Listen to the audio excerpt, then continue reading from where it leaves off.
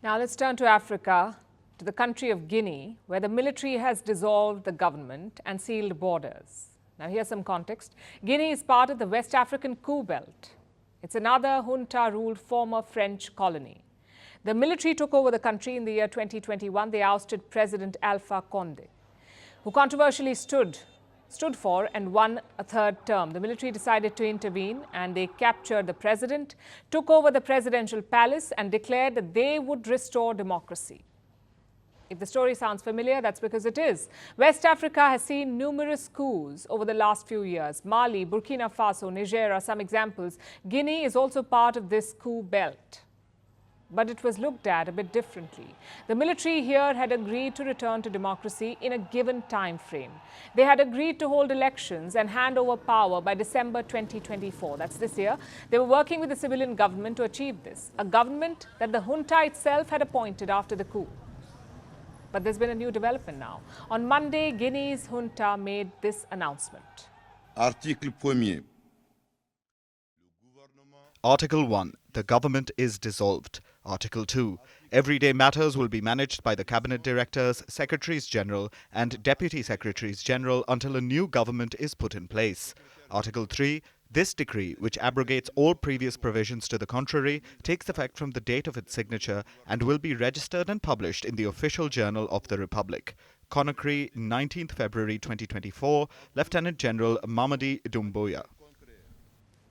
Let me break that down for you. Guinea's junta-appointed civilian government has been dissolved. No reason has been given. Government functions are to be conducted by junior officials. A new government will apparently be put in place, but no timeline has been given for this. That's all that the junta has said in its official announcement. Also, a side note. Look at the way this announcement was delivered. Multiple soldiers in this frame, standing on a flight of stairs, some of them wearing masks and holding rifles. It was very cliche and clearly meant to intimidate people.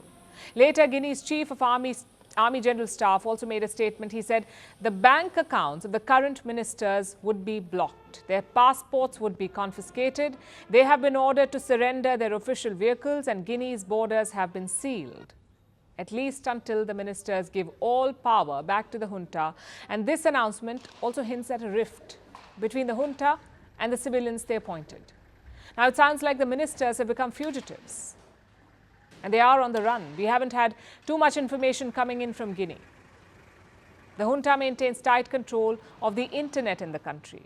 Demonstrations are also banned and they have been stamped out with deadly force in the past. So it may be a while before all the details of the story become clear and public. But of chief concern is the transition to democracy. How does this affect the timeline? The junta was supposed to take power back by December this year. Will they still give power back, rather? Will they still adhere to this deadline? Or will this drama with the government be used as an excuse, a reason for the junta to extend its hold on power? It's anyone's guess for now. But one thing should be noted. Guinea's junta is not without potential friends. 3 of its neighbors are also run by juntas: Mali, Burkina Faso and Niger. The 3 nations have already come together. They have formed an alliance. They're even planning to come up with a new common currency. These 3 nations may welcome a 4th musketeer. So Guinea's junta may have an incentive to work with them. But what does that mean for the people of the country, for Guinea, and for stability in West Africa overall? We'll find out in the days to come.